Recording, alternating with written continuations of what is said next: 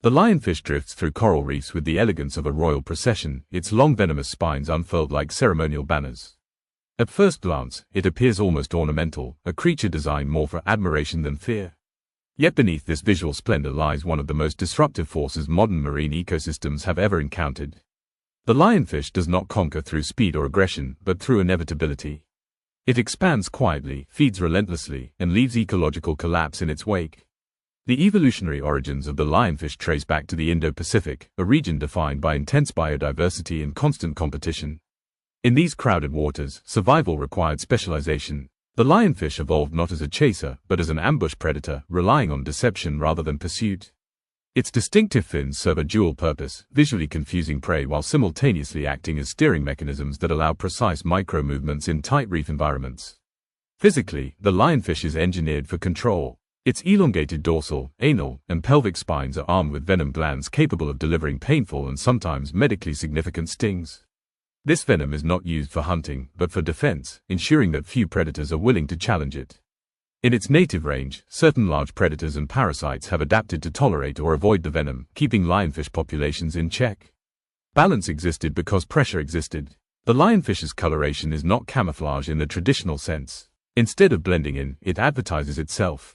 Bold stripes of red, white, and brown disrupt visual perception, confusing both predators and prey. This aposematic signaling warns potential attackers of its venomous nature while simultaneously masking its precise outline in the complex visual noise of a reef. What appears conspicuous is, paradoxically, concealment. Behaviorally, the lionfish is patient to the point of stillness. It often hovers motionless, fins spread wide, herding small fish into corners or against reef structures. Using subtle fin movements, it manipulates water flow, disorienting prey and limiting escape routes. When the strike comes, it is rapid and precise, executed with a sudden suction of water that pulls prey directly into its mouth. There is no chase, no warning, only absence where life once moved. Dietary flexibility gives the lionfish a decisive advantage. It consumes over 50 species of reef fish, many of them juveniles critical to reef health. Parrotfish, wrasses, and damselfish vanish from areas where lionfish establish dominance. These losses cascade outward. Without herbivorous fish to graze algae, coral becomes smothered. Reef structures weaken. Biodiversity collapses not dramatically, but incrementally. The lionfish's reproductive strategy amplifies its impact. Females release tens of thousands of eggs every few days, encased in gelatinous masses that drift with ocean currents. This dispersal method allows rapid colonization of distant habitats, bypassing geographic barriers that limit other species. Invasion does not require intention. It requires only opportunity. That opportunity arrived through human activity. Likely released from aquariums or transported via ballast water, lionfish entered Atlantic waters unopposed. In these new environments, the rules changed. Native fish did not recognize lionfish as predators. Natural enemies were absent. The result was ecological asymmetry. A predator evolved for balance suddenly operated without restraint. In reefs across the Caribbean and Western Atlantic, lionfish populations exploded. Density increased beyond anything observed in their native range. Consumption rates exceeded prey replenishment. What had once been vibrant underwater cities transformed into simplified landscapes, stripped of complexity and resilience. Yet the lionfish does not appear monstrous. It glides, serene and indifferent, as if unaware of the damage it causes. This is the most unsettling aspect of its story. Destruction without malice, collapse without chaos. The lionfish does not hunt to dominate ecosystems. It hunts to exist. The imbalance is not its choice. This is only the beginning. The venom of the lionfish is not designed to kill indiscriminately. It is precise, defensive, and psychologically powerful. Each dorsal, pelvic, and anal spine is connected to venom glands that release toxins when pressure is applied. Unlike fangs or stingers that actively inject venom, the lionfish's system is passive. Contact alone is enough. This design minimizes risk for the fish while maximizing deterrence, ensuring that even accidental encounters teach predators to avoid it. The venom itself causes intense pain, swelling, and in rare cases systemic reactions in humans, but in the ocean its primary function is behavioral conditioning. A predator that attempts to bite a lionfish rarely tries again. In invaded ecosystems, this learning never even begins, because native predators do not recognize the lionfish as food in the first place.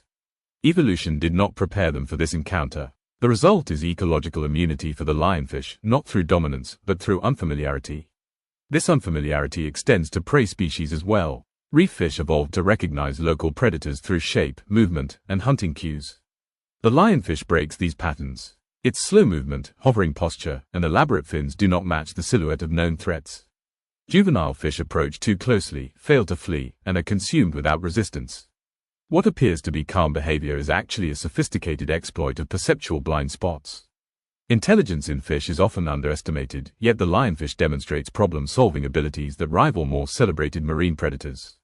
It adapts hunting techniques based on reef structure, prey density, and current flow. In complex coral formations, it uses fins to corner prey against physical barriers. In open water, it positions itself above schools, forcing fish downward where escape options are limited. These strategies are not rigid instincts, they vary between individuals and locations, suggesting learning and memory at work. The lionfish also exhibits temporal awareness. It hunts most actively during dawn and dusk, exploiting low light conditions when prey visibility is reduced. During these crepuscular periods, reef fish transition between shelter and feeding grounds, creating moments of vulnerability. The lionfish positions itself along these routes, intercepting movement with minimal effort. Energy efficiency defines its success. One of the most dangerous misconceptions surrounding the lionfish invasion is the belief that natural predators will eventually adapt and control populations. While adaptation is possible over evolutionary time, the current rate of lionfish reproduction far exceeds the pace at which prey or predators can respond. This mismatch creates a feedback loop. As native fish populations decline, lionfish face less competition and even fewer threats, accelerating the dominance. Human attempts to intervene reveal further complexity. Efforts to encourage predation by sharks, groupers, and eels have produced limited results. These predators may occasionally consume lionfish when conditioned by repeated exposure, but they do not actively seek them out. The venom, combined with unfamiliar morphology, remains a strong deterrent. Nature does not correct the imbalance quickly enough. The idea of lionfish as a beautiful invader has shaped public response. Their aesthetic appeal delays urgency. They do not trigger instinctive fear like sharks or barracudas. Instead, they attract photographers, divers, and admiration. This disconnect between appearance and impact allows destruction to proceed without alarm. Reefs decline quietly while the lionfish glides untouched through collapsing ecosystems. Reproduction remains the core of the crisis. A single female can release over 2 million eggs per year.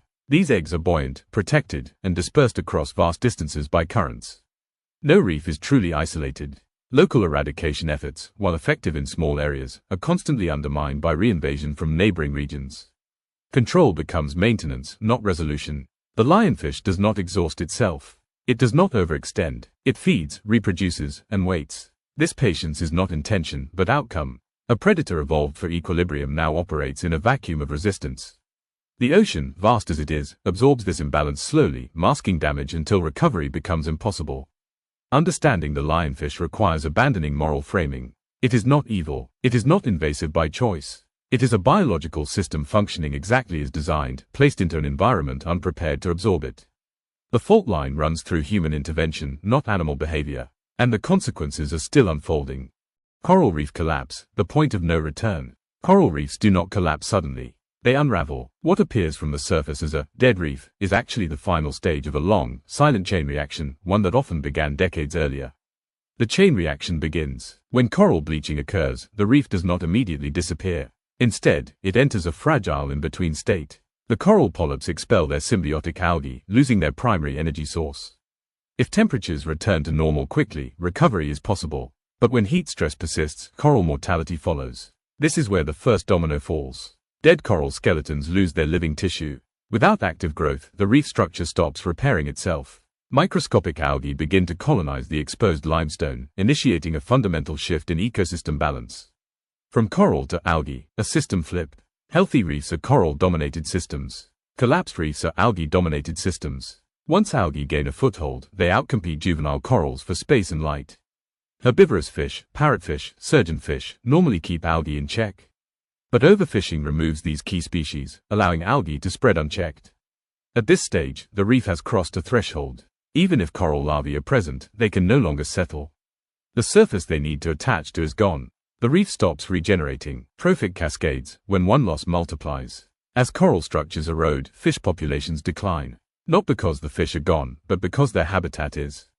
Small reef fish lose hiding spaces. Predators lose prey. Entire food webs collapse upward and downward simultaneously, a process scientists call a trophic cascade. What remains is a simplified ecosystem with lower biodiversity, lower productivity, and reduced resilience. The reef is no longer a reef. It has become a biological shadow of itself. Why some reefs never return? Researchers studying long-term reef monitoring have identified what they call alternative stable states. Once a reef becomes algae-dominated, it can remain trapped in that state for centuries, even if temperatures stabilize and pollution is reduced.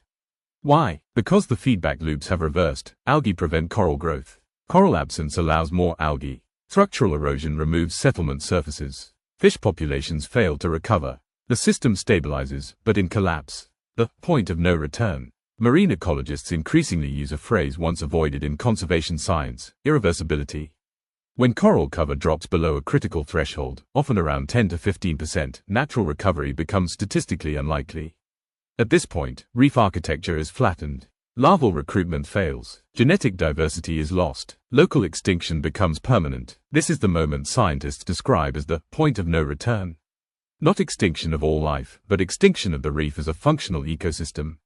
A global pattern, not isolated events. These collapses are no longer rare or localized. From the Great Barrier Reef to the Caribbean, from the Red Sea to the Pacific Islands, similar patterns repeat: heat stress, coral death, algal takeover, structural collapse, ecological simplification, different oceans, same outcome. What remains after collapse? Collapsed reefs still contain life, but not abundance. They protect coastlines poorly, they support fewer fisheries, they absorb less carbon, and most critically, they lose their role as nurseries of the ocean. The reef's silence is not sudden. It is the sound of processes completing themselves. Can coral reefs be saved, or are we deciding which ones will survive? The question is no longer whether coral reefs are changing. That debate is over. The question now is far more uncomfortable: which reefs can still be saved, and which ones are already lost? From protection to triage, modern reef science has quietly shifted its mindset. For decades, conservation focused on protection, marine parks, fishing bans, pollution control. The assumption was simple: remove stress, and reefs will recover. But large-scale bleaching events shattered that belief. Scientists now speak in terms borrowed from emergency medicine: triage. Resources are limited. Time is limited. Not every reef can be saved. Why some reefs still resist collapse? Not all reefs respond the same way to stress. Some show remarkable resistance: deeper reefs exposed to cooler currents, areas with strong water circulation, reefs with intact herbivore populations, systems with high genetic diversity. These reefs bleach later, recover faster, and maintain structural complexity longer. They are not immune. They are simply more resilient. Assisted evolution, rewriting nature's timeline. In laboratories and field trials, scientists are attempting something unprecedented. They are accelerating evolution. Corals are selectively bred for heat tolerance. Symbiotic algae strains are manipulated to survive higher temperatures. Some projects even involve relocating corals to cooler regions, creating artificial gene flow. These methods are controversial. They challenge the idea of untouched nature. But the alternative is watching reefs vanish entirely. Restoration at scale, promise and limits. Coral gardening, growing fragments in nurseries and replanting them, has shown success on small scales. But reefs are vast. Restoring even a single square kilometer requires millions of coral fragments, years of labor, and stable environmental conditions.